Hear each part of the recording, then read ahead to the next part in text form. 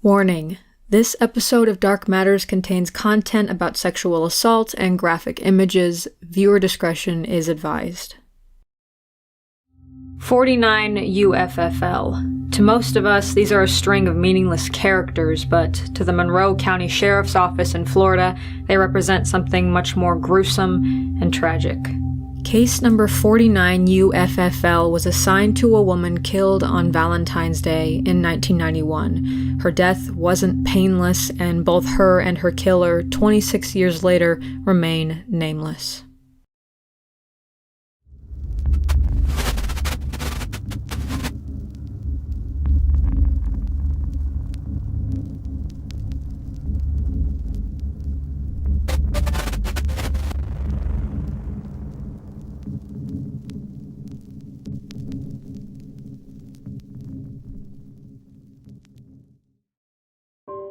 Many people flock to the Florida Keys for a little slice of paradise. Some go to the nearby Bahia Honda State Recreation Area.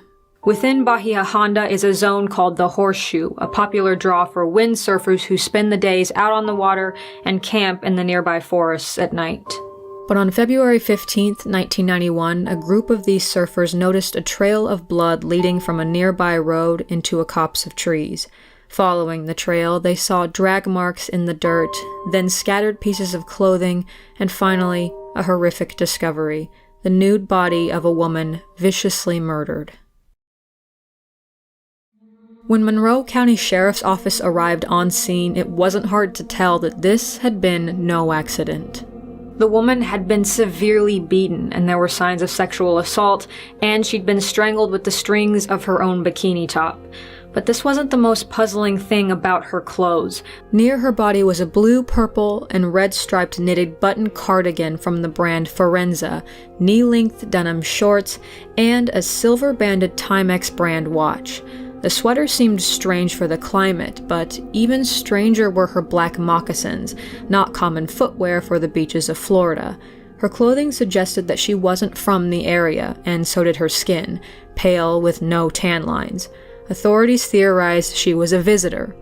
Both of the woman's ears were pierced 4 times. She had a silver ball and imitation pearl in her left ear, and 4 other undescribed earrings in the right. 2 amateur tattoos adorned her skin, one cross-shaped tattoo on her left hand between the thumb and forefinger, and the word love inside of a heart on her upper left shoulder. Beyond her skin, Jane Doe's body showed signs of anemia, and she had cysts and an inflammatory condition known as salpingitis in her fallopian tubes. The pain from this likely caused her to seek medical attention. The medical examiner determined she'd possibly carried a child to full term at some point in her life, and that she died on Valentine's Day. After that, she became known as Valentine Doe. The brown-haired, brown-eyed woman was between 16 and 25 years old, approximately 5 foot 3 inches, 130 pounds, and she had perfectly straight teeth. She'd had excellent dental care throughout her life. While no one reported anyone matching her description missing, several people saw her the day she was murdered, walking along US Highway 1 in the same clothes scattered near her body. She was first spotted at about 10 miles north of Key West, then later at mile marker 15, and finally, for the last time, at mile marker 17 around 6:30 p.m. The next day, 18 miles away, her body is found. The only other clue was a white pickup truck spotted by 2 separate witnesses near the area of the body. Both saw 2 men inside the truck, one witness on Valentine's Day and the other a few days prior. But other than these clues, we have very little to go off of. With so little evidence, authorities and sleuthers have their own theories as to what happened to Jane Doe. So first of all, who was she? Some speculate that Valentine Doe was not only foreign to Florida, but foreign to the country entirely, and was visiting from Europe, judging off of her clothing and lack of tan lines. Over the years, several missing persons have been ruled out as being Valentine Doe. Ruth Lehman, Lurleen Bergeron, Teresa Fishbach, Brenda Lambert, Cynthia Perry, Tiffany Sessions, Charlene Villinger, Darcy Ward, and Sybil Warren were officially ruled out. Then there was Tinsy Lucinda Hills, Cinda Leanne Pallett, Shannon Lee Potter, and Sarah Mae Estes, who, according to web sleuthers, have all also been ruled out. These are two popular theories among online communities that, as far as I could find, have not been officially ruled out yet. One of those is 20-year-old Maria Culler, who disappeared on her way to work in Immokalee, Florida, in November of 1990. The description of her appearance is similar: brown hair and eyes, about 5 feet tall, last seen in a white van in a trailer park. However, there's no photo of her that I could find, and if she was living and working in Florida, it doesn't match the detective's profile that she wasn't native to the area. The other possibility is Tavia Elizabeth Bailey, who disappeared from Pensacola, Florida, and would have been 20 in February of 1991. So she's within Valentine Doe's age range, weight, and height range, had the same eye color, and had several ear piercings. Tavia was a frequent runaway who talked about leaving to New York shortly before she disappeared. As far as I could tell, she hasn't been ruled out yet, and the path to Jane Doe's identity is a dead end. So we have to turn to the evidence that we do have, in particular Valentine Doe's tattoo of the cross with radiating lines on her left hand. Several believe the cross was specifically a Pachuco cross, a symbol sometimes used by those of Hispanic heritage or practicing Catholics. However, it's also been used by street gangs. According to streetgangs.com, this particular symbol was made popular by the Pachuco subculture in the 1940s. Traditionally, it is a cross with 3 lines representative of light rays coming out of the top of it. Some say these 3 lines represent the Father, Son, and Holy Spirit, while others say they represent 3 words, mi vida loca, meaning my crazy life. It's usually placed on the left forearm or right where the tattoo was found on Valentine Doe. Now, a separate source says that while, yes, the symbol could be seen as a sign of loyalty to a gang, it was also used by those who were not associated with any gangs to represent their religious faith. And note, the traditional Pachuco symbol only has 3 rays, whereas Valentine Doe's tattoo has 4 rays from each corner. As far as my research took me, I wasn't able to find any information on this particular symbol and its meaning.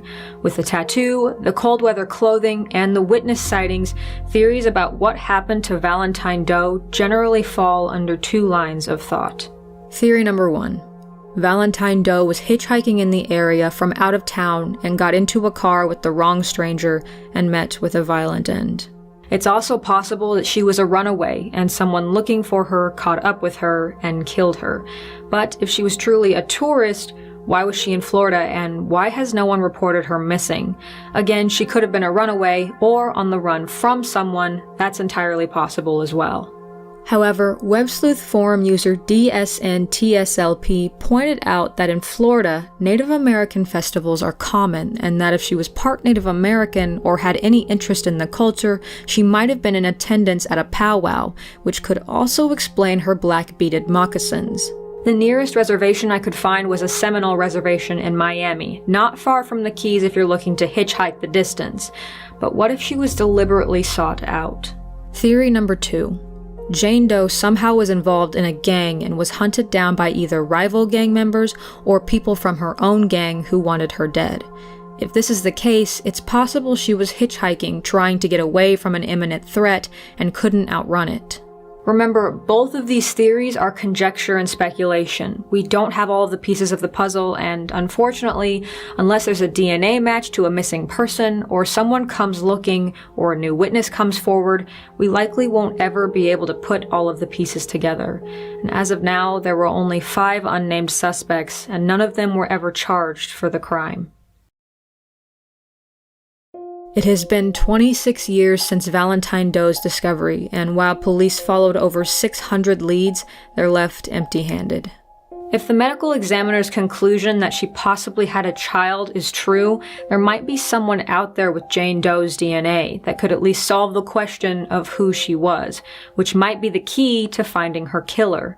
Be warned, the images you are about to see are graphic, but for identification's sake. If you have any information concerning Valentine Doe's case, you can contact the Monroe County Medical Examiner's Office at 305-743-9011. There's an alternative number listed as 305-853-3211, or an email listed in the description below, as well as alternative contacts.